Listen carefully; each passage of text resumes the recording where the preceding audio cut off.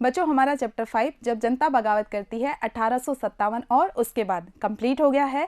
इस चैप्टर के तहत हमने समझा कि किस तरह से भारतीय जनता के द्वारा संगठित होकर 1857 में औपनिवेशिक सरकार अंग्रेज सरकार की गलत नीतियों के विरुद्ध बगावत की जाती है। आज के वीडियो से हम एक नया चैप्टर शुरू कर रहे हैं, चैप्टर नंबर 6, बुनकर, लोहा बनाने वाले और फैक्ट्री मालिक। ये चैप्टर अभी तक इतिहास में हमने पढ़े उनसे थोड़ा सा अलग है। अभी तक हमने क्या देखा, युद्ध हो रहे हैं, विद्रोह हो रहे हैं, लेकिन इस चैप्टर में हम देखेंगे कि हमारे जो भारतीय उद्योग धंधे हैं उन पर ईस्ट इंडिया कंपनी के आने के बाद क्या प्रभाव पड़ा।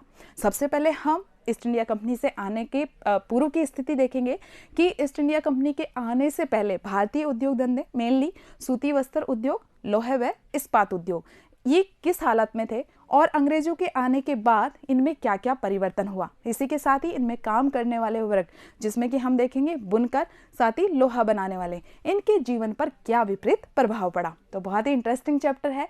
चलिए शुरू करते हैं आज के फर्स्ट वीडियो को, जिसमें हम पढ़ेंगे भारतीय कपड़े और विश्व बाजार, यानी अंग्रेजों के आने से पूर्व, ईस्ट इंडिया कंपनी के आने से पूर्व भारतीय कपड़ों की क्या स्थिति थी विश्व बाजार में।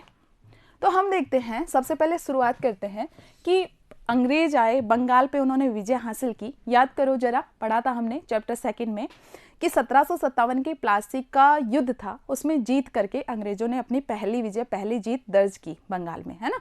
तो अंग्रेजों की बंगाल पर जीत से पहले, यानी 1750 के आसपास की, उससे थोड़ा पहले की बात बताई गई है कि भारत का विश्व के कपड़ा उत्पादन में महत्वपूर्ण स्थान था। भारतीय कपड़े अपनी गुणवत्ता के कारण, बहुत ही बारीक और किफ़ायती जो बुनाई होती थी उस पर, बारीक कारीगरी के लिए दुनिया भर में मशहूर थे। दक्षिणी पूर्वी एशिया के देश देख लो, पश्चिमी एशिया देख लो, और आगे हम देखते हैं कि यूरोप के व्यापारी, सबके लिए आकर्षण का केंद्र थे भारतीय सूती कपड़े। 16वीं शताब्दी से यूरोप की व्यापारी कंपनियां यूरोप में बेचने के लिए भारतीय कपड़े खरीदने लगी थी।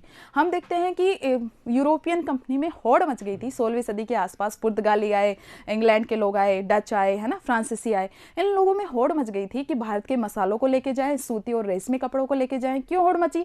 क्योंकि यहाँ से वो सस्ती दरों पर खरीदते थे और फिर यूरोप के बाजार में ले जाके उनके 4-5 गुने दाम वसूलते थे और मुनाफा कमाते थे। आगे हम पार्ट 2 में पढ़ेंगे कि किस तरह से इंग्लैंड ने अपनी इस कंपनी के माध्यम से मुनाफा कमाया और जो धन आया ना, उस धन के बल पर खुद के देश में बड़ी बड़ी फैक्ट्रियां स्थापित की, यानी औद्योगिकरण का युग प्रारंभ हुआ। औद्योगिकरण, जब बड़े पैमाने पर इंग्लैंड में उद्योग धंधों की स्थापना हुई। और हम ये भी समझेंगे कि भारत के पैसे से वहां उद्योग धंधा स्थापित हुआ, भारत से ही कच्चा माल लेकर जा रहे हैं और फिर वहां से जो माल बन रहा है उनकी फैक्ट्रियों में, वो माल ला करके भारत के बाजार में ही बिक रहे हैं। और जब दूसरे देश का माल आकर, इंग्लैंड का माल आकर भारत में बिक रहा है, तो भारतीय उद्योग धंधों पर तो विपरीत प्रभाव पड़ेगा ना।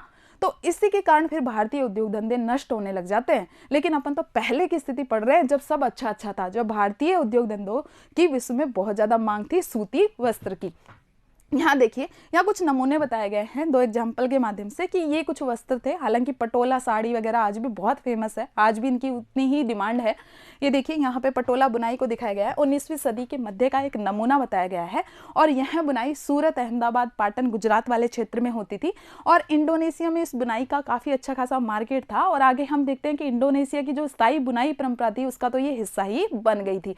इसी तरह से एक और देखते हैं, जामदानी बुनाई, जो कि बहुत ज़्यादा फेमस थी और इसके महत्वपूर्ण केंद्र थे लखनऊ, है ना, संयुक्त प्रांत स्थित लखनऊ और बंगाल का ढाका। तो ये इसके महत्वपूर्ण केंद्र थे और इसकी खासियत ये थी कि करघे में सूती और सोने के धागों का उपयोग करते हुए एक तरह का बारीक मलमल होता था और इस पर सजावटी चिन्ह बनाए जाते थे। ये आप देख सकते हैं, सजावटी चिन्ह बनाए गए हैं। मेनली इसमें सूती और सोने के धागे प्रयुक्त किए जाते थे और रंग होता था स्लेटी और सफ़ेद। मतलब इसमें जो अधिकतर रंग प्रयुक्त होता था, स्लेटी और सफ़ेद रंग इसमें प्रयुक्त होता था। तो ये कुछ हमने देखे उदाहरण कि इस तरह की कुछ अलग अलग टाइप की बुनाई थी जो भारतीय कपड़ों की, इसके कारण ये बहुत ज़्यादा प्रसिद्ध थे। अब हम थोड़ी सी हिस्ट्री को जान लेते हैं कि हमें कैसे पता चलता है कि भारतीय कपड़ों की इतनी ज़्यादा डिमांड थी, भारतीय कपड़े विश्व में इतने ज़्यादा प्रसिद्ध थे। तो हम जब शब्दों का इतिहास खंगालते हैं ना, तो हमें कई ऐसे शब्द दिखाई देते हैं जो कि भारतीय वस्त्रों के सफलता की कहानी को कहते हैं कि यूरोप के व्यापारियों को, पश्चिमी एशिया वगैरह के व्यापारियों को ये कपड़े इतने ज़्यादा पसंद आए कि जिन व्यापारियों को ये कपड़े जहाँ से मिले ना, तो उस स्थान के आधार पर ही उन्होंने इन कपड़ों का नाम रख दिया। और जब हम उन नामों को खंगालते हैं ना, तो उनके पीछे भारतीय कपड़ों का इतिहास हमें स्पष्ट दिखाई देता है। तो बड़ा इंटरेस्टिंग है जानना। तो सबसे पहले अपन जानते हैं मसलिन के बारे में। यूरोप के व्यापारी थे। अब एक बार थोड़ा विश्व का मानचित्र हम थोड़ा रफ ड्रॉ कर लेते हैं। ये है अपना अफ्रीका, ये यहाँ पे है यूरोप, ठीक है, और इधर जी ये है एशिया। अब ये अपना भारत है और इधर है ये पश्चिमी एशिया। तो जो यूरोप के व्यापारी थे, यूरोप के व्यापारियों ने इराक के व्यापारियों के पास, सबसे पहले इराक के व्यापारियों के पास, और इराक के व्यापारी में भी ये कौन से व्यापारी थे, जो इराक के मोसुल शहर में थे। तो इराक के जो अरब व्यापारी थे और अरब व्यापारियों के पास मोसुल शहर में इन्होंने सबसे पहले भारत से आए बारीक सूती कपड़े को देखा। किसने देखा? यूरोप के व्यापारियों ने देखा। अब यूरोप के व्यापारी इस कपड़े से इतने ज़्यादा प्रभावित हुए, ये कपड़ा उनको इतना ज़्यादा पसंद आया कि ये इन्होंने क्या नाम रख लिया, इन्होंने मोसुल के आधार पे इसका नाम रख लिया मसलिन। क्यों रखा? क्योंकि कहाँ पर देखा है इन्होंने? मोसुल शहर में देखा है अरब के व्यापारियों के पास, और इसलिए इनका नाम रख दिया मसलिन। और ये क्या, ये जो भारतीय कपड़ा था अब मसलिन नाम से उन लोगों ने जानना शुरू कर दिया। इसी तरह से हम देखते हैं कैलिको। तो मसाले की तलाश में भारत आए थे पुर्तगाली, पता है ना, सबसे पहले पुर्तगाली आए थे, वास्को डी गामा, याद होगा, चैप्टर 2 में पढ़ा था हमने। तो मसाले के साथ साथ वो क्या हुआ, केरल के तट पे, है ना, ये अपन बना लेते हैं भारत का मानचित्र, और ये यहाँ केरल और ये यहाँ कालीकट।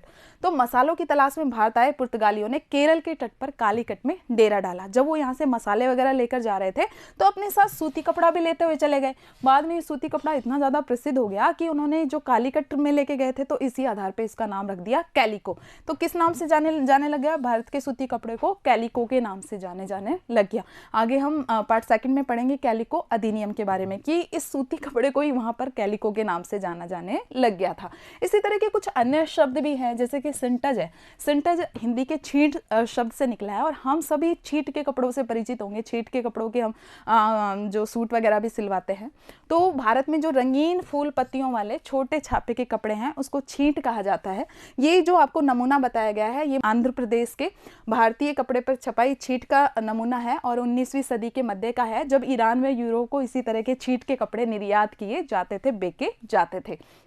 इसी तरह से एक बंडाना है, जो कि हिंदी के शब्द बांधना से लिया गया है, और बंडाना शब्द का प्रयोग अक्सर स्कार्फ समझ लो आप, जो कि गले में लपेटा जाता था या सिर पर पहना जाता था, और चटक रंग के छापेदार ये कपड़े होते थे। हाँ, आप इसे गुल्लू बंदू भी कह सकते हैं। तो उसके लिए बंडाना शब्द प्रयुक्त होता था, और इस श्रेणी में चटक रंग वाले वो सारे कपड़े आते थे, वो सारी किस्मों के कपड़े आते थे, जिन्हें कि टाई और डाई की विधि, बांधने और रंग साजी की विधि से निर्मित किया जाता था। ये देखो, ये तो हम प्रयुक्त करते हैं, हमारी जो भारतीय महिलाएं हैं इसको पहनते हैं। तो यहाँ पे एक नमूना बता रखा है बंडाना डिजाइन का 20वीं सदी के प्रारंभ में। ये बीच में आप जो एक तार देख पा रहे हैं, ये तार इसलिए है कि इसमें ओढ़नी को दो अलग अलग तरीके से इसको रंगा गया, और बीच में सोने की कढ़ाई के जरिए एक दूसरे से जोड़ा गया है। तो हम देखते हैं कि बंडाना शैली के कपड़े बहुत ज़्यादा फेमस थे, और हिंदी के बांधना शब्द से ही निकला है, और अधिकतर गुजरात और राजस्थान में ये बंडाना शैली के कपड़े बनाए जाते थे। इसी तरह से हम देखते हैं कि ये जो हमें नॉलेज प्राप्त हो रही है कि ये शब्द थे, इनके माध्यम से हम इतिहास समझ पा रहे हैं, तो ये जानकारी हमें प्राप्त होती है 1730 में लिखी गई ऑर्डर बुक से। अब ये ऑर्डर बुक क्या थी? एक्चुअल में क्या था कि ईस्ट इंडिया कंपनी को ब्रिटेन में जितना भी माल चाहिए होता था, तो उस माल का वो प्रॉपर ऑर्डर एक बुक तैयार करती थी, और फिर भारत में रह रहे अपने कारिंदों के पास भेजती थी कि इस ऑर्डर बुक में जो जो ऑर्डर दिया गया है वो आप तैयार करवा लो। लगभग 2 साल का समय लगता था इस ऑर्डर को पूरा करने में, और उसके बाद माल इंग्लैंड में सप्लाई होता था। तो ये जो आप देख पा रहे हैं इसमें लिखा गया है, कपड़े की विविध किस्मों के बारे में लिखा गया है, तो हमें इसी ऑर्डर बुक से जानकारी प्राप्त होती है, जो कि 1730 की है, और उन्होंने कलकत्ता में स्थित अपने नुमाइंदों के पास भेजा था, जिसमें 5 लाख से अधिक कपड़ों का मतलब वस्तुओं का ऑर्डर दिया गया था। और इस बुक में सूती और जो रेशमी कपड़े थे उनकी लगभग 98 किस्मों का उल्लेख किया गया था। तो आप सोचिए कि 98 किस्में मायने रखती है, लगभग 100 किस्में। तो भारतीय कारीगर कितने ज़्यादा, मतलब उनके पास कितनी ज़्यादा कला थी, कलात्मक चीज़ें बनाने की, इस तरह की चीज़ें निर्मित करने की। तो ऑर्डर बही में लिखे सामान को मंगाने के लिए कंपनी को 2 साल पहले ऑर्डर देने पड़ते थे, और जब कपड़ों के थान लंदन पहुंच जाते थे तो उनको बाकायदा नीलाम किया जाता था। भाई में कई दूसरी तरह के कपड़ों का जिक्र है, और ये दूसरी तरह के कपड़े उनके जन्म स्थान जहाँ से ये कपड़े उठाए गए थे उसी के आधार पे बढ़ गए। जैसे हम पढ़ते हैं कासिम बाजार के आधार पे, कासिम बाजार है ना, पश्चिम बंगाल का क्षेत्र था, तो उन्होंने कपड़े का नाम ही कासिम बाजार डाल दिया, पटना डाल दिया, कलकत्ता डाल दिया, इस तरह से। और जब हम इन शब्दों का व्यापक रूप से उपयोग करते हैं तो हमें पता चलता है कि दुनिया के विभिन्न भागों में भारतीय कपड़े कितने ज़्यादा मशहूर हो चुके थे। तो ये हमने भारतीय कपड़ों का इतिहास समझा। तो बच्चों आज के वीडियो में इतना ही। हमने देख लिया कि भारतीय कपड़े कितने ज़्यादा फेमस थे, कितने ज़्यादा प्रसिद्ध थे, कितनी ज़्यादा उनकी डिमांड थी।